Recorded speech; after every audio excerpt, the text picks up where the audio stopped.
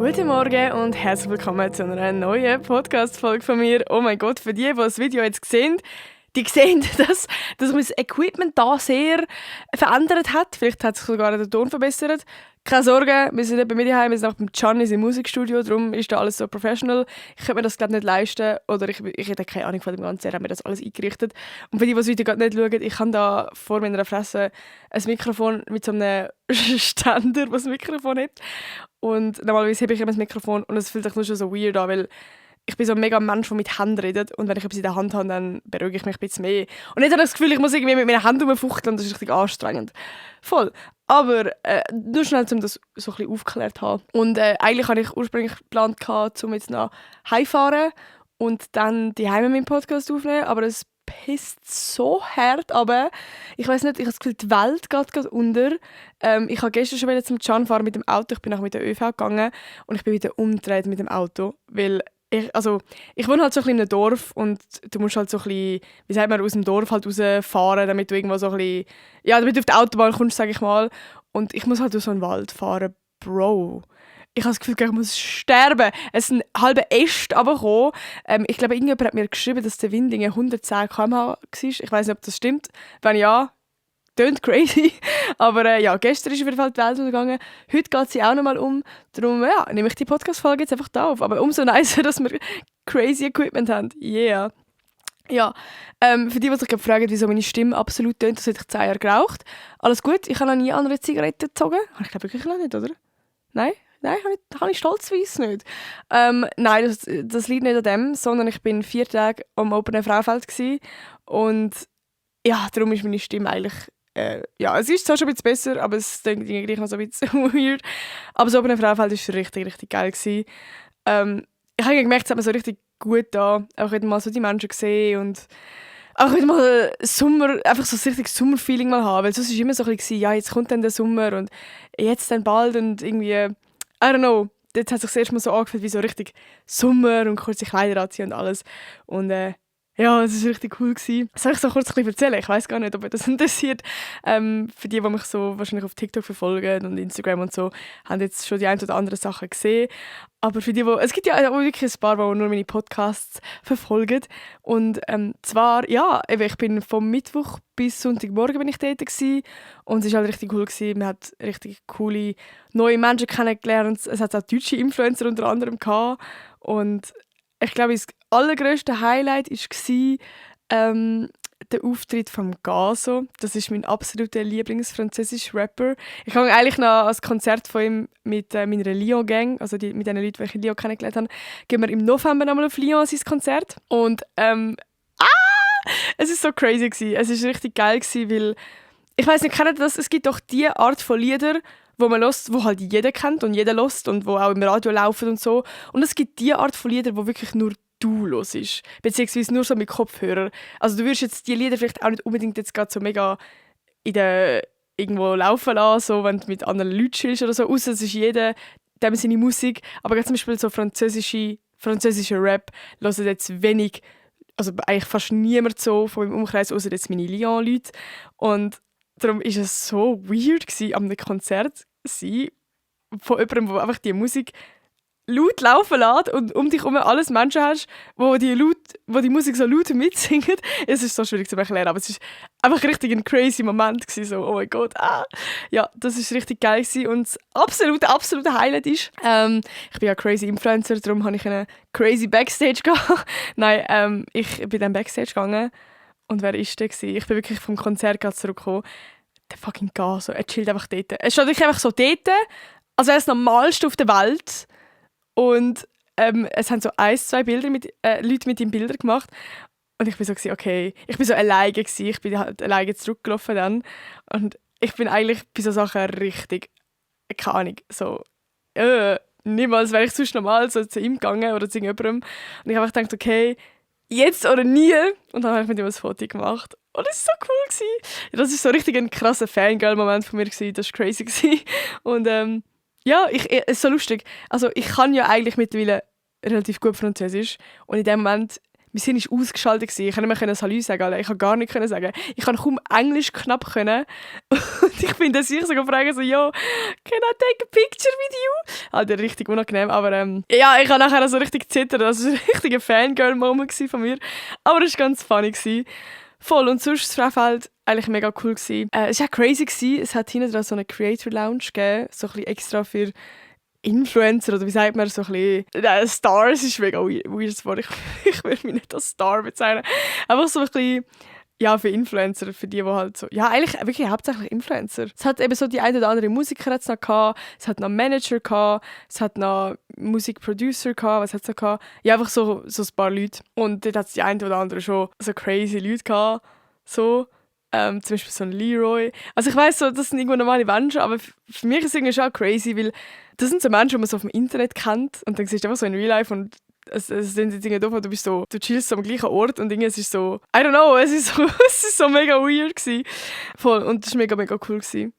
Und ich weiss gar nicht, ob ich das jetzt so sagen will, aber für die so die ganzen OGs sind, die mich verfolgen, die wissen, dass ich eigentlich, ich hoffe, er hört es. Nein, ich verstehe wahrscheinlich nicht mal Schweizerdeutsch.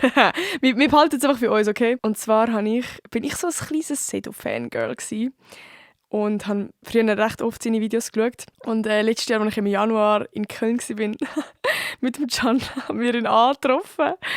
Und wirklich, ich war so nervös und habe mit ihm ein Bild gemacht und habe so einen Post und geschrieben, Fangirl-Moment. Er hat sogar noch so zurückgeschrieben, ja, danke für deinen Support und so. Und ich so, er hat mir zurückgeschrieben. Der Sieg war auch der. Und das Lustige ist, ich habe so komplett da, also nicht so komplett, aber ich wollte es natürlich nicht eins machen. So, hey, ich bin mega cool, bist du da, ich schaue deine Videos. Sondern ich habe so voll auf gechillt, so, hey, ja. Also, vom er sogar so, ja, ich habe dich auch schon mal irgendwo gesehen. Und ich so, ja, ich dich auch. Voll, und richtig chilliger Typ. Es ist einfach so, also es ist so eine coole Möglichkeit gewesen, persönlich zu treffen und so ein bisschen auf einer Friend-Ebene kommen und dann auch mal so Gespräche haben. Und wir sind nachher zum Beispiel auch alle zusammen so in den Ausgang und der war auch da gewesen. Und es ist so, ja, einfach cool gewesen. Also ich erzähle schon so eine halbe Stunde vom Frauenfeld. Aber es geht eigentlich genau ums Gegenteil. Perfekt. Es geht genau ums Gegenteil von dieser Podcast-Folge. Und zwar ums Thema FOMO. Weil ich habe mir überlegt, also ich habe auch schon von ein paar so Friends von mir mitbekommen, die nicht am Frauenfeld waren, die so gesagt haben, oh mein Gott, Nati, ich habe so FOMO und ich verpasse etwas und keine Ahnung was. Und ich habe das selber nur schon zum Beispiel so jetzt, dass alle am Gurtenfestival sind und ich nicht. Und ja, ich weiss nicht, irgendwie habe ich das Gefühl gehabt, also ist das allgemein ein Thema, das mich sonst schon im Alltag sehr begleitet, weil ich würde sagen, ich bin schon ein Mensch, der sehr schnell FOMO hat oder sehr oft und ja, irgendwie so ein bisschen langsam meine Techniken herausgefunden habe, wie ich damit umgehe, was ich in dem Moment mache, damit es nicht so schlimm ist und so. Und ich glaube, es gibt sehr, sehr viele Leute da draussen, die das auch haben. Und ich glaube, gerade jetzt im Sommer ist schon auch krass, dass man irgendwie, zum Beispiel nur schon, wenn man in der Ferien ist und irgendwie jemand macht eine Party und alle sind dort eingeladen und du gehst nicht oder irgendwie so. Ja, dass man zwar irgendwie denkt, so, ja, eigentlich nice, man geht in die Ferien dann, so übel geil, aber du hast gleich das Gefühl, du verpasst etwas. Und vielleicht für die das Wort FOMO nicht kennen. Ich erkläre es mal ganz schnell. Übersetzt, so ganz ausgeschrieben heisst es Fear of Missing Out. Also eigentlich Angst haben vom ausgeschlossen werden. Und es gibt so wie zwei Arten von FOMO, würde ich sagen. Die eine Art ist eben wie die ich jetzt gerade beschrieben habe, dass es irgendwie ein Event gibt oder irgendetwas, wo du nicht dabei bist und irgendwie gefühlt alle anderen schon. Oder einfach ganz viel davon. Ja, also wie, du wirst irgendwie auch dazugehören und weil du halt nicht an dem Event dabei bist, weil du nicht kannst teilnehmen, weil du etwas anderes vorhast, weil du nicht eingeladen worden bist, etc., ja, hast du nachher das Feeling von, du fühlst dich ausgeschlossen oder Angst vor ausgeschlossen sein. Und das ist so das eine Fear of Missing Out. Und das andere ist so ein bisschen das im Allgemeinen, jetzt weniger auf eine Situation bezogen, sondern das im Allgemeinen, dass man zum Beispiel auf Social Media ist und bei allen sehen, so, oh, die hat so ein nices Leben und mein Leben ist so langweilig und ich sitze da daheim und die sind so cool in den Ferien und ich will auch so cooles Zeug erleben und so. Das ist so das allgemeine Fear of Missing Out. Darum ich würde das so ein bisschen in diesem Podcast jetzt so ein bisschen unterscheiden, weil ich finde, das ist schon immer so ein bisschen was anderes. Und ich habe jetzt auch so ein paar Punkte aufgeschrieben, die ich dazu will sagen. Ich glaube, ich würde mich vor allem mehr aufs Erste beziehen, weil einfach ich das selber viel besser kenne, dass ich oft einfach so in gewissen Situationen mega krass FOMO habe. Und ja, ich kann sonst mal so sagen, wenn ich das so besonders hatte, jetzt gerade letztens war es wirklich so ein Vorfall, wo ich so krass FOMO hatte. Und zwar so am Swiss Music Award. Es ist jetzt wahrscheinlich die so zulassen und denken, what the fuck, man juckt's. Aber es war wirklich so gewesen, ich habe wirklich das Gefühl gehabt, jeder ist dort eingeladen worden, also so von meinen Influencer-Friends, jeder ist dort, außer ich. Und die nicht dabei sind, die haben sich irgendwie abgemeldet oder die haben schon etwas vorgegangen. Ich bin nicht eingeladen worden. Ich glaube, das ist allgemein so ein Ding, wahrscheinlich so ein bisschen bei Influencer, würde ich jetzt mal so sagen, dass es wirklich manchmal richtig scheiße ist, weil bei Events gewisse Leute eingeladen sind und bei anderen nicht. Und du kannst als Influencer ja nicht irgendwie ändern. So, das bestimmt ja logischerweise Brand, wer man einladet und wer nicht. Klar kannst du auch eine Begleitperson und so mitnehmen, aber grundsätzlich so ist es so ein Ding. Und das ist ja immer noch etwas anderes als so wie in einer Party oder so. Dort ist ja immer noch mehr, ja gut, das ist sowieso scheiße, weil es halt immer mehr persönlich ist. Auch so bei dem Event-Ding so, bei Influencer, das hasse ich wirklich so bei Influencer sein. Ich merke das zum Beispiel jetzt nur schon vom Frauenfeld, dass die einen von meinen Friends VIP-Tickets hatten, die anderen nicht. Die einen sind dann in den VIP-Bereich gekommen, die anderen nicht. Und es ist einfach so, es spaltet einfach Gruppen und es ist so schade. Und ja, das finde ich auch ein bisschen wack so. Also eben, ich fange mich jetzt gerade schon wieder an rechtfertigen. Ich hoffe, ihr wisst, dass ich das absolut schätze, wenn ich eingeladen werde. Und dass ich mich überhaupt nicht irgendwie beschweren will, wenn ich irgendwo nicht eingeladen werde. Es ist mehr so, dass ich gerade in so einem Moment wirklich FOMO habe. Ich glaube, das kannst du eben, wie gesagt, auf alle Situationen beziehen, wenn andere irgendwo eingeladen werden und du nicht. Es ist einfach immer scheiße. Egal wo, wenn, so. Das ist so. Voll. Und eben gerade bei diesen Swiss Music Awards habe ich wirklich das Gefühl, also ich habe wirklich Story um Story um Story. Jeder war an einem Event gewesen. Und ja, keine Ahnung, das war wirklich für mich so ein ganz, ganz schlimmer Abend gewesen, weil ich habe dann irgendwann einfach nicht mehr, ich habe einfach mein Handy irgendwann weggelegt, weil es mir, keine Ahnung. Ja, ich würde allgemein sagen, also dass eigentlich hauptsächlich Social Media das Problem ist. Weil, ich habe jetzt gerade vorhin gesagt, dass ich einfach das Handy weggelegt habe und das macht schon relativ viel. Weil ich glaube, FOMO gibt es eigentlich auch erst, seit es Social Media gibt. Weil ich glaube, hätte ich jetzt von niemandem eine Story gesehen, hätte ich erstens nicht wirklich mitbekommen, dass so viele Leute dort sind. Plus, man hat auch nicht gesehen, dass die jetzt alle mega Spass dort haben und dass es mega cool ist und dass sie sich alle getroffen haben, außer mich so. Weil, also keine Ahnung, wie oft gibt es Treffen und man postet irgendwie nichts und es juckt mir dann viel, viel weniger so, wie wenn man so viele Stories und alles und alle Posts dazu sieht oder Snaps, die man bekommt von Friends. Das macht es doch irgendwie viel schlimmer.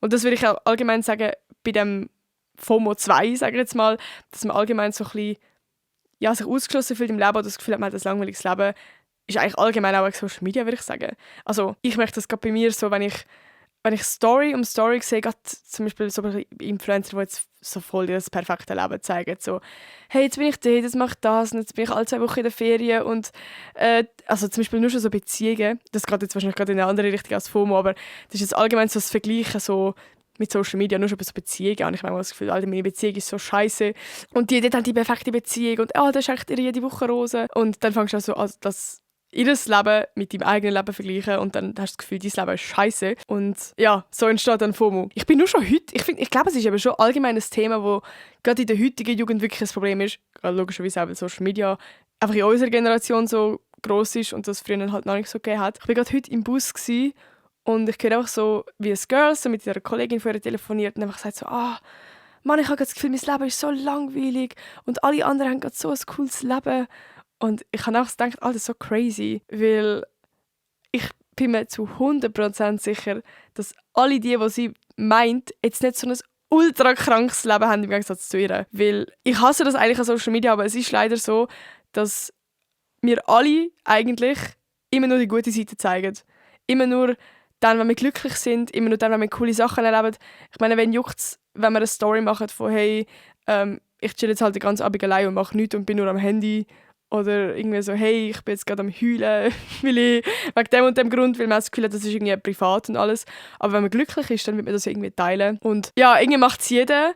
Und es kann auch etwas gut sein, weil es kann auch, ja, gute Gefühle verbreiten, aber es kann eben auch genau das Gegenteil auswirken. Und ich muss ganz ehrlich sagen, ich struggle mich selber noch mit dem, weil ich das Gefühl habe, dass gerade so als Content-Creatorin so ein bisschen eine grössere Verantwortung hast, was das angeht. Und ich probiere, möglichst authentisch so meinen Content zu gestalten, aber ich würde mich, glaube ich, gleich unwohl fühlen, mich zum Beispiel jetzt mega brüllen zu posten. Also es kommt mega darauf an, in welcher Situation. Wenn es jetzt wirklich eine Situation ist, die mich richtig beschäftigt, dann kann ich einmal vor die Kamera gehen und sagen, also zum Beispiel dort, wo mein Großvater gestorben ist, habe ich ein YouTube-Video dazu gemacht. Ich glaube, ich habe zwar gar nicht brüllt.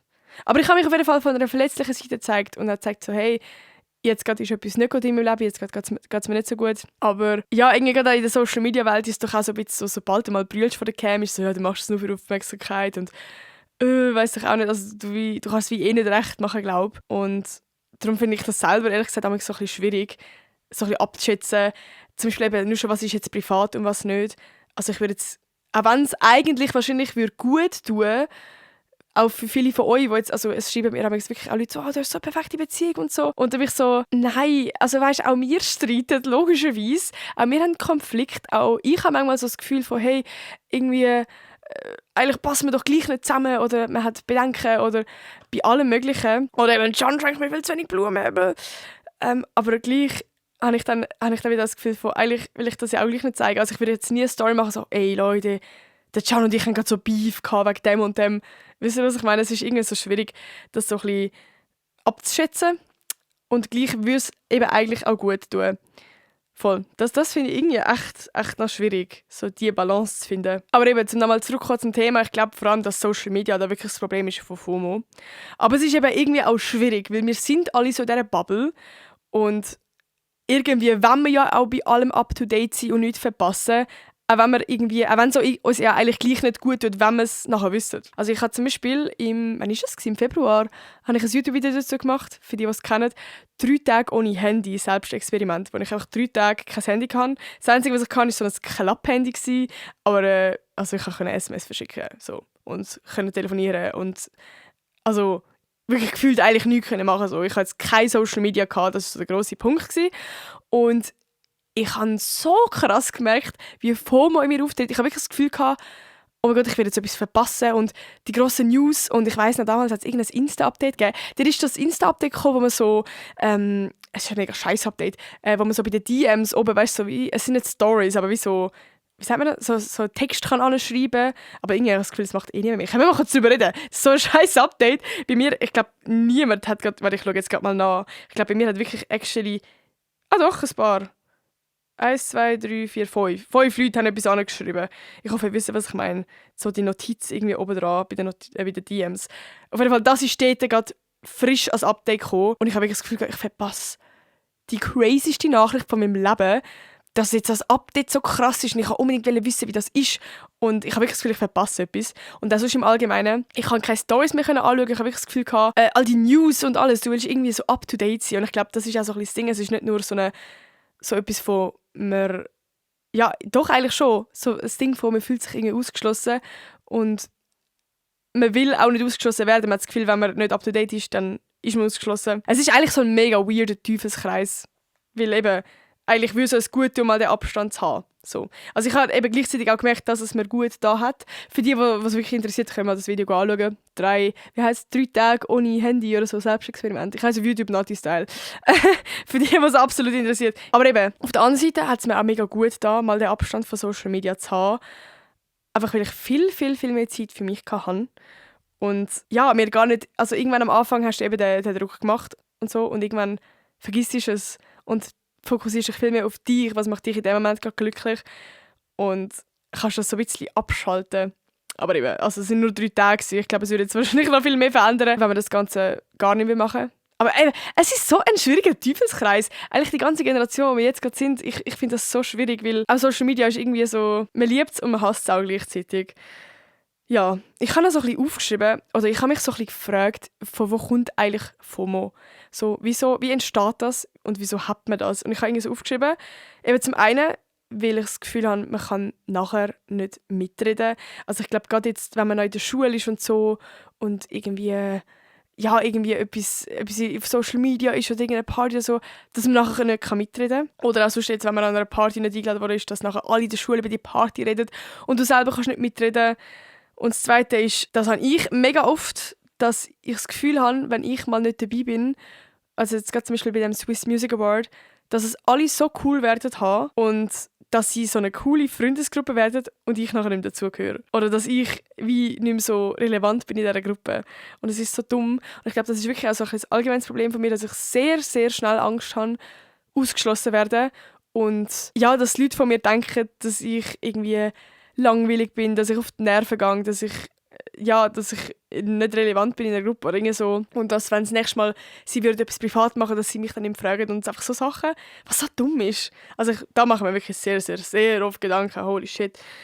Und das Dritte ist eben, dass das Leben zu langweilig ist, das eigene. Und dass man das Gefühl hat, alle anderen Leben sind so viel cooler und crazier, aber eben, eigentlich ist es nicht so.